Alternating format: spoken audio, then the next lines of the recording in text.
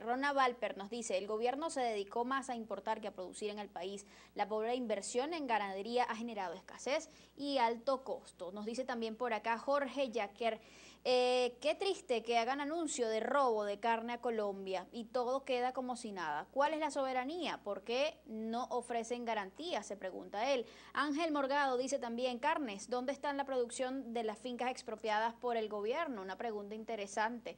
También Rita Rodríguez dice, en Venezuela se compra la carne más barata del mundo, se deben sincerar los costos para poder levantar la producción. Miguel José Solís dice, Soluciones Carne, de acuerdo a lo que manifiestan los invitados, ¿cuál es el futuro del país en cuanto a la producción de carne? Rápidamente, ¿hacia dónde vamos? Fíjate, qué sabio el pueblo, qué sabio el país, ¿no? Qué sabio los muchachos que están aquí, que se acercan en cada negro a conversar con nosotros, con mucha preocupación. A todos ustedes y al pueblo que nos ve, nosotros vamos a solucionar esto con el favor de Dios. Hay hombres dispuestos para resolver y están las tierras. Ahora, ¿y si bien, no se soluciona este año? Si no se toman las medidas, ¿hacia dónde vamos? Nosotros tenemos que forzar la corrección de las políticas públicas. Esa es la responsabilidad de la Federación. Fíjate, nosotros tenemos que usar como referencia, había unos tuits que estaban preguntando sobre el tema de los precios, vamos a hacerte una referencia. Vamos a comparar el precio de hoy de la carne venezolana con la misma carne venezolana hace 3 meses. Hoy cuesta 0,6, 0,7 centavos de dólar, depende del animal. Hace 3 meses costaba 0,3 centavos de dólar. En Colombia cuesta 1,6 centavos de dólar. En Argentina cuesta 1,7 centavos de dólar. En Brasil cuesta 1,7 centavos de dólar, en Estados Unidos cuesta 3,3 centavos de dólar. Es decir, reitero, el problema aquí es el salario del venezolano. Aquí sí no tenemos un conjunto de políticas que revisen y que puedan ajustar el salario a la macabra inflación que viven los venezolanos.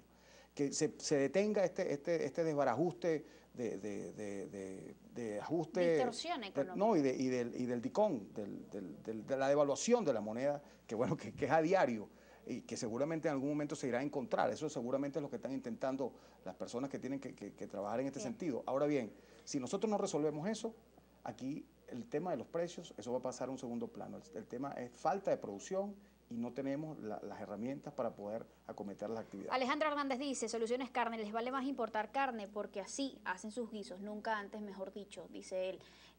Yesiet dice también, ¿cómo compro 5 kilos de carne a 4.500 y 3 kilos de pollo a 3.000 si el sueldo mínimo es de 33.000? Claro, y los demás rubros, se pregunta ella.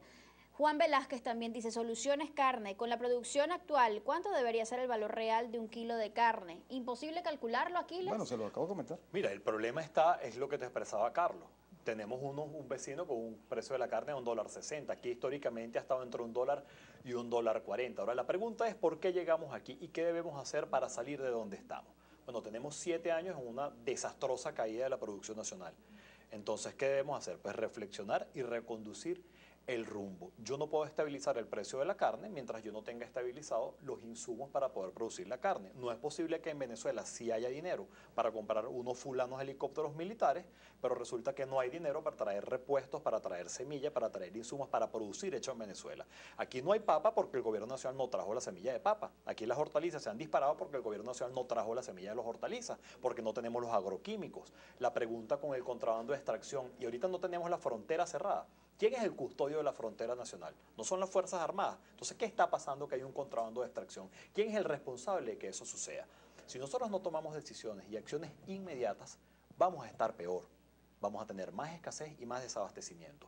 Lo triste de todo esto es que aquí tenemos unos sectores productivos, productores, FEDENAGA, FEDEAGRO, dispuestos a echar este país para adelante con toda la voluntad y con todas las ganas de producir esos alimentos hechos aquí en Venezuela, generando empleo, generando bienestar en las zonas rurales.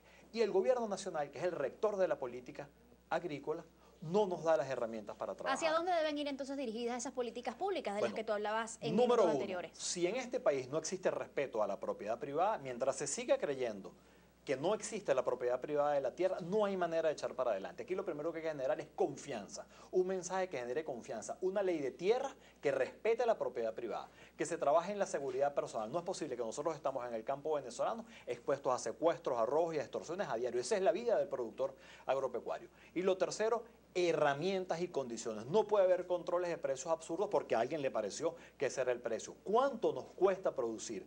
¿Qué tenemos los ganaderos que hacer para poder producir 1 kilo de carne? Vamos a sincerar las cosas y vamos a trabajar todos en un gran entendimiento nacional, un gran acuerdo nacional por la producción de alimentos.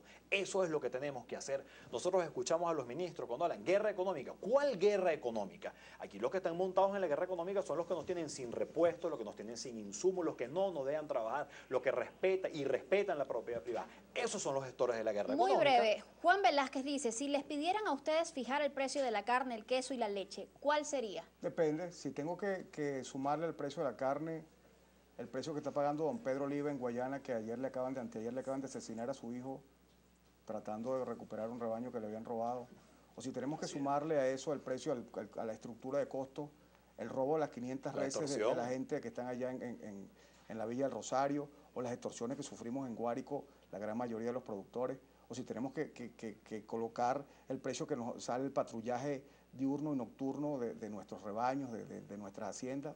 Sumamos todo eso para ver cuánto sería el precio de la carne y la leche. Pregunto, porque estoy seguro que en las estructuras de costo ellos no se suman, ¿no? Y nosotros sí colocamos ese precio, lamentablemente, día a día.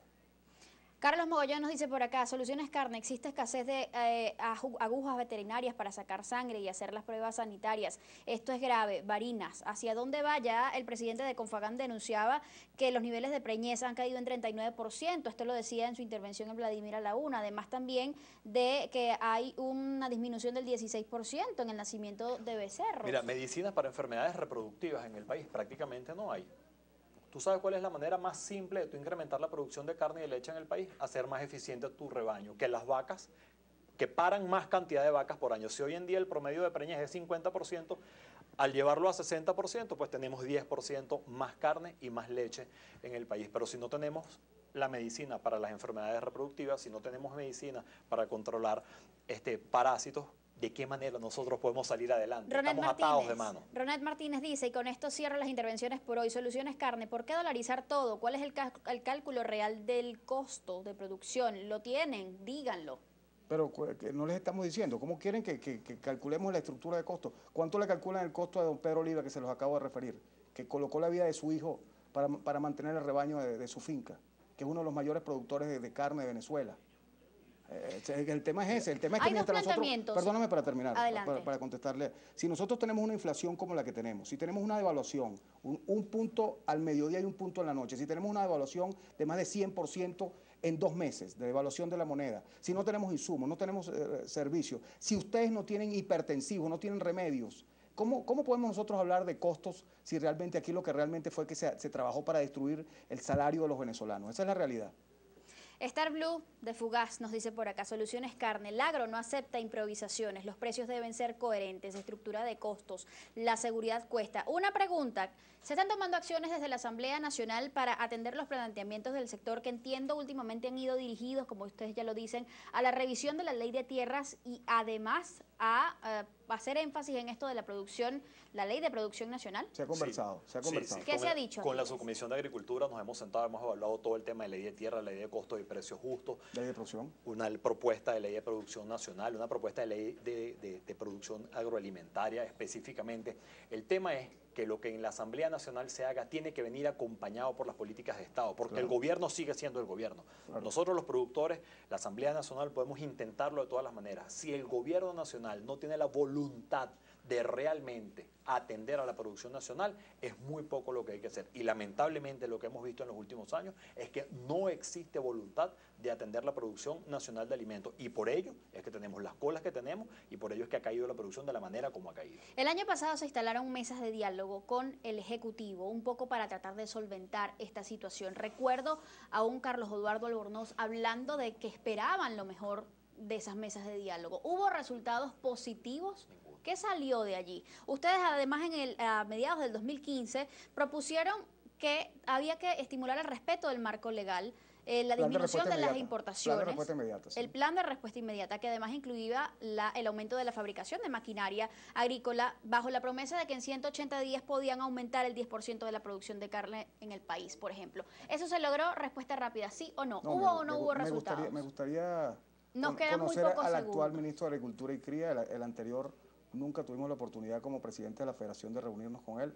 Berroterán, con el ministro Berroterán sí nos reunimos unas 2 o 3 veces. Ciertamente hay unos funcionarios, por ejemplo el director pecuario nos atiende de manera muy cortés en el ministerio. Ese es el ejemplo que a lo mejor el director pecuario debería ser el ministro de Agricultura y Cría. Se habla de diálogo y de fijar tierra. metas claras. ¿Ustedes creen que con eso basta? ¿Perdón? Se habla de diálogo y de fijar metas claras para la producción nacional de carne. No basta, Se habla pero sería un gran principio. Mira, Rectificar hay sería diálogo. fundamental. Hay diálogo. Si alguien ha tenido diálogo con este gobierno, hemos sido los gremios. ¿Pero qué ha Fedeagro, pasado? Fedeagro, no Fedenaga, Fedeagro. no Fedenaga. Nosotros- ¿Dónde ha quedado? El ese problema diálogo? es ese, es un diálogo sin respuesta, ha sido lamentablemente y tristemente para Venezuela un diálogo estéril, sin respuesta, donde vamos semanalmente, llevamos las propuestas, expresamos la problemática, planteamos las soluciones y el gobierno nacional no hace absolutamente nada ¿Qué hay para que hacer solventar para la que haya problemática. respuesta? Pues que el gobierno entienda, que el gobierno escuche, que vea cuál es la verdad de los problemas que estamos enfrentando los productores y que no sigan dominados por ese capricho ideológico que nos ha traído a la crisis que hoy tenemos No, y en el además país. accionar, los productores tenemos que accionar como estamos accionando en la villa, como nos estamos reuniendo los 8 plenos que hemos hecho a nivel nacional, exigir nuestras justas reivindicaciones, ir de la mano de la sociedad civil, ir con el sector comercial, con el sector transporte, con el sector industria y luchar por los alimentos que tienen que ser producidos en Venezuela para todos ustedes. Y esperemos que esos planteamientos sean escuchados cuanto antes. El Muchísimas que gracias por persevera habernos... vence. Esperemos que así sea. Así será. Así Gracias será. por habernos acompañado en la mañana de hoy a hablar de este tema que nos interesa sin lugar a duda a todos los venezolanos. La participación hoy fue masiva, además entendemos que somos tendencia en este momento con el hashtag Soluciones Carnes. Muchísimas gracias a todos ustedes. Yo me despido como todos los días recordándoles que el ejemplo comienza por casa y siempre es mejor ser parte de la solución que del problema. Nos vemos mañana.